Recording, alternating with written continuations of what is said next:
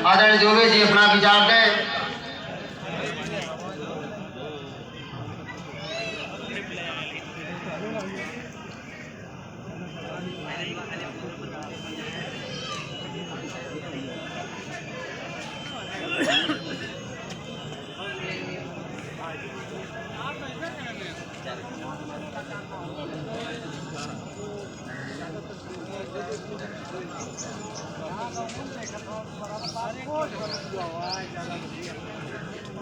साथियों, मंच पे उपस्थित हम सबके अभिभावक,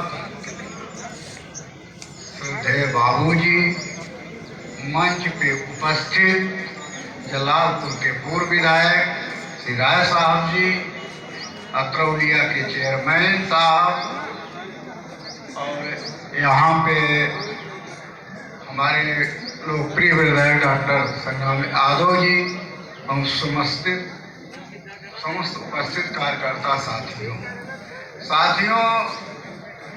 हम लोग गुप्ता जी ने कहा कि जेल भरो आंदोलन होता था, संघर्ष होता था, ये सही है चीज।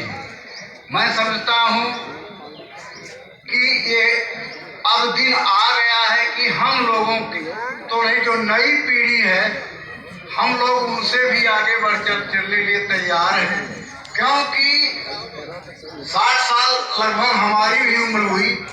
92-93 से हम लोग बाबूजी के साथ हैं। हम लोगों ने देखा तमाम सरकारें आई, तमाम सरकारें गई, लेकिन जिस तरीके से यह 10 साल बीता है, मैं समझता हूँ लोग अगले पिछड़े की बात करते हैं, हृदय पे हाथ रख के देखें तो समाज का हर वर्ग त्रस्त है। अगर कोई खुशी है, सुखी है, तो पूंजीपति है, चाहे वो किस भी जाति धर्म का। सपा और बसपा के कार्यकाल में मैं सैकड़ों नौकरियां गिनवा सकता हूं जो फॉरवर्ड क्लास के घरों में गई हैं।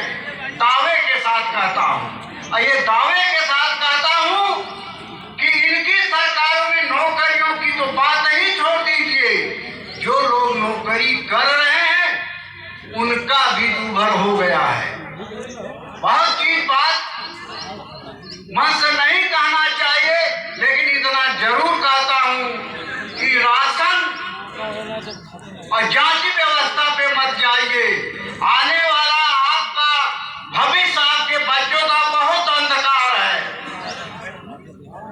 करोड़ों करोड़ों के ठेकेदार अरबों अरबों के आ रहे हैं कंपनियों से, हमारे आपके बच्चे को 7,000 6,000 रुपया मासिक पे ठेकेदारी में रख रहे हैं, और ये भी गारंटी नहीं कि शाम तक निकाल देंगे कि रखेंगे।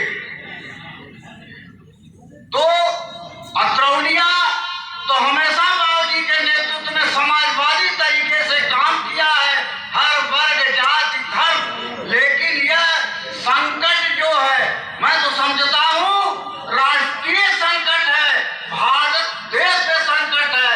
अर्थव्यवस्था से लेकर के सारे संरक्षण, जो संविधान की बात करते हैं, आप बताइए, भगवान सही भाई बलवंत जी ने कहा कि भगवान को किसने देखा है, और भगवान को जो जन्म ले लिया सब भगवान को मानते हैं।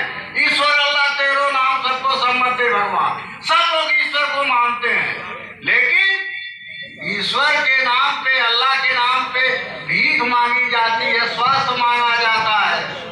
नौकरियां ईश्वर नहीं देंगे, अल्लाह नहीं देंगे, ये सरकारें देती हैं, उनकी नीतियां